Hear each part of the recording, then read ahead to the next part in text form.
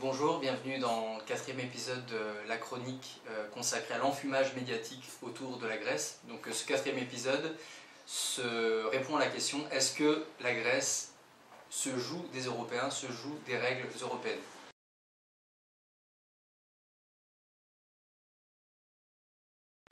Donc ce dimanche, la population grecque est appelée à se prononcer par voie de référendum sur le nouveau plan d'austérité proposé par les créanciers de la Troïka, donc rebaptisé institution ou groupe de Bruxelles, mais ce sont toujours les mêmes institutions derrière, à savoir le FMI, la Banque Centrale Européenne et la Commission Européenne.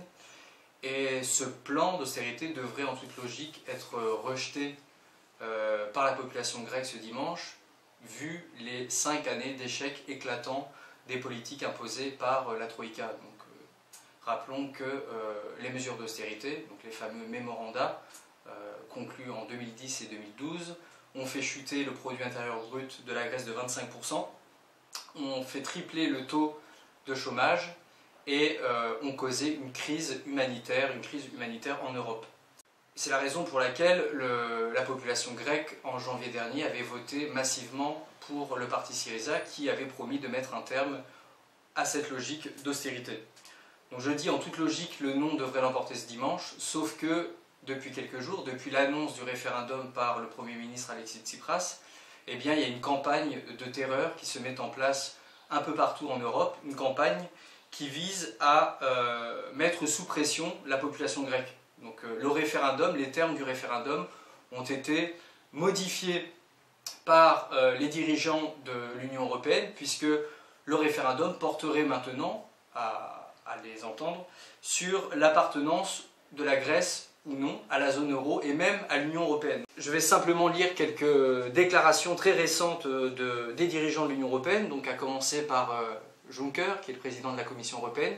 Donc celui-ci, il y a 3 jours, a déclaré, ouvrez les guillemets, « Je dis au peuple grec de voter oui, indépendamment de la question posée, parce que se dégagera du oui un signal pour les Grecs et le reste de l'Europe, que la Grèce veut rester dans la zone euro et dans l'Union européenne.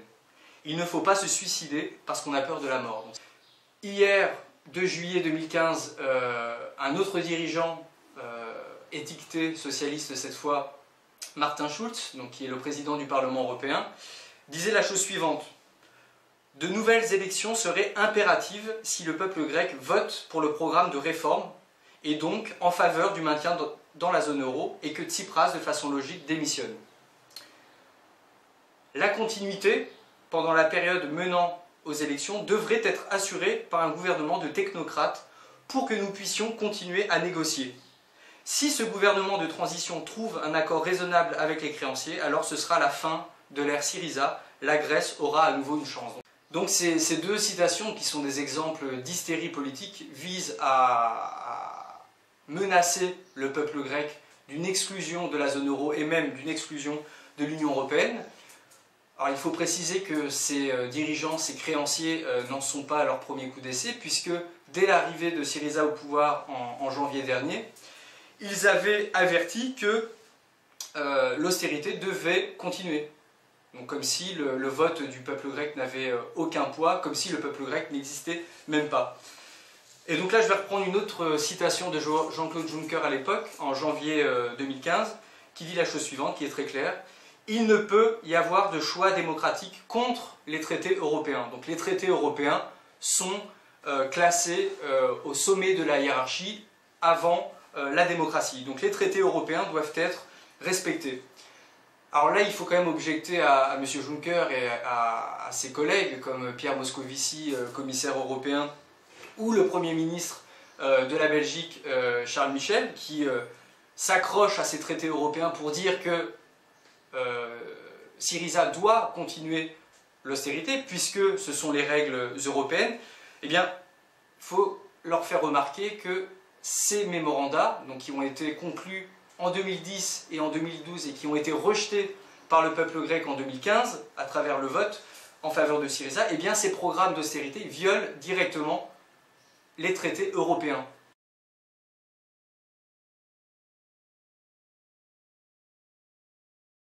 Donc par exemple, l'article 2 du traité sur le fonctionnement de l'Union européenne dit très clairement: l'Union est fondée sur les valeurs de respect de la dignité humaine, de la liberté, de démocratie, d'égalité, d'état de droit, ainsi que le respect des droits de l'homme. Un autre article du traité fondateur de l'Union européenne, donc l'article 9 du traité sur le fonctionnement de l'Union européenne, dit la chose suivante. Dans la définition et la mise en œuvre de ses politiques et actions, l'Union prend en compte les exigences liées à la promotion d'un niveau d'emploi élevé, à la garantie d'une protection sociale adéquate, à la lutte contre l'exclusion sociale, ainsi qu'à un niveau élevé d'éducation, de formation et de protection de la santé humaine. Et là, les mémorandats, ça a été très clairement détaillé par plusieurs experts, par plusieurs travaux universitaires. Ces mémorandats violent directement les droits fondamentaux de la population grecque, le droit à la santé, le droit à l'éducation, le droit au logement, etc. Donc là, il y a une incompatibilité entre ces accords d'austérité, ces mémorandats, avec ces traités sur le fonctionnement de l'Union européenne.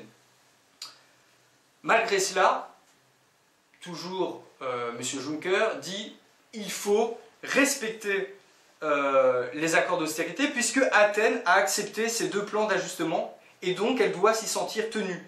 Il n'est pas question de supprimer la dette grecque. Fermez les guillemets. Christine Lagarde, directrice du FMI, va dans le même sens en disant « Une dette c'est une dette, c'est un contrat, elle doit donc être remboursée ». Alors à cela, il y a plusieurs objections à faire. Donc la première c'est 1. Les créanciers, le FMI, les institutions de l'Union européenne ne respectent pas leurs paroles, puisqu'il faut se rappeler qu'en 2012, ces créanciers s'étaient engagés à réduire la dette grecque lorsque la Grèce serait en situation d'excédent budgétaire. C'était en 2012. Ça fait 2 ans que la Grèce est dans cette situation d'excédent budgétaire et la dette grecque continue à être pleinement remboursée. Il n'y a eu aucune annulation de dette à ce stade. Les créanciers ne tiennent pas leur parole non plus. Pire, ils violent leur propre statut, leur propre mandat. À titre d'exemple, la Banque Centrale Européenne, qui est supposée être indépendante politiquement, eh bien cette banque fait de l'ingérence et fait pression sur l'État grec à travers l'arme dont elle dispose, l'arme financière, puisqu'elle asphyxie les banques grecques aujourd'hui pour faire plier le gouvernement d'Alexis Tsipras. Donc la Banque Centrale Européenne est sortie de son mandat, est en violation avec ses propres règles. Idem pour le FMI. Rappelons que le FMI, le premier article de ses statuts dit très clairement que le FMI, par ses politiques, doit contribuer au plein emploi. Or, depuis 5 ans, le chômage en Grèce a augmenté, si bien qu'aujourd'hui il touche 60% des jeunes grecs et 72% des jeunes femmes grecques. Donc une violation des statuts, des créanciers qui ne tiennent pas leur parole, et il faut aussi voir les circonstances dans lesquelles ces contrats ont été, donc ces mémorandats, ont été conclus. Et là, je rappellerai qu'en 2012, le deuxième programme d'ajustement, le deuxième mémorandum, a été signé par un gouvernement technocrate, à la tête duquel il y avait un ancien banquier, Papademos, et dans ce gouvernement, il y avait également un parti d'extrême droite, le parti de la hausse, et à cette époque, peu de journalistes faisaient état de cette alliance entre un gouvernement ultralibéral dirigé par un banquier avec un parti d'extrême droite. Alors, il y a eu un gouvernement technocrate qui a signé ce mémorandum, qui n'a pas été élu par la population, et aujourd'hui, les créanciers exigent du gouvernement élu, le gouvernement Syriza, d'honorer cet engagement qui a été conclu en dehors des règles démocratiques, en violation de la constitution grecque. Autre objection à faire au respect inconditionnel des accords d'austérité, eh bien, avant d'appliquer un programme d'austérité, il faut regarder les conséquences de ces mesures d'austérité sur le plan des droits fondamentaux de la population. Et là, il y a en droit international une supériorité des accords de protection des droits humains sur les autres accords économiques, financiers. Et aujourd'hui, il est clair que l'application des mesures d'austérité détériore les conditions de vie de la population, viole ses droits fondamentaux, et donc, sur cette base, il faut faire primer les engagements de la Grèce en matière de respect des droits fondamentaux. Et lorsqu'il y a une incompatibilité en droit entre deux types d'engagement, il est écrit dans les textes, notamment dans la Charte des Nations Unies à son article 103, que la Charte de l'ONU, qui a en son sein le droit des peuples à l'autodétermination et le respect des droits humains, cette charte doit s'appliquer avant l'application des mesures des accords d'austérité. Et enfin, il faut regarder la nature du contrat, la nature de l'accord. Comme dit précédemment, ces accords d'austérité sont en violation avec les traités de l'Union européenne et également avec une série de pactes internationaux qui protègent les droits humains et qui engagent tous les États créanciers et également les institutions européennes et le FMI.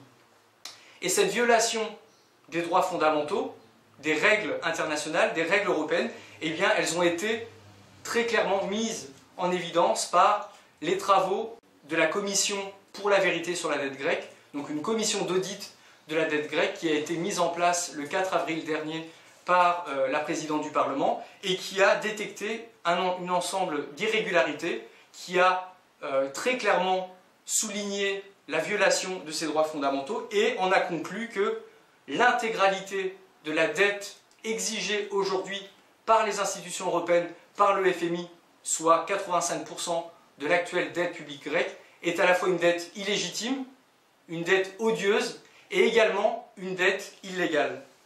Alors comme le référendum, cet audit de la dette qui a été mise en place par la présidente du Parlement grec, cet audit est un droit démocratique élémentaire qui appartient aux citoyens. Et c'est un droit qui renvoie également au droit des États à l'autodétermination. Cet audit de la dette a aussi été institué sur base d'un règlement de l'Union européenne. Un règlement de l'Union européenne qui date de 2013 et qui oblige les États sous ajustement budgétaire, comme c'est le cas de la Grèce, comme c'est le cas du Portugal ou de l'Irlande, de faire l'audit de la dette. Donc en conclusion, on s'aperçoit que contrairement à ce qui est véhiculé dans les médias dominants, ce sont les créanciers qui piétinent les règles européennes, qui bafouent les traités internationaux, et au contraire, c'est la Grèce qui met en œuvre les règles européennes et qui donne une leçon, une fois encore, une leçon de démocratie à travers, 1. La mise en place de cet audit de la dette et 2. Le recours au référendum qui se tiendra ce dimanche en Grèce.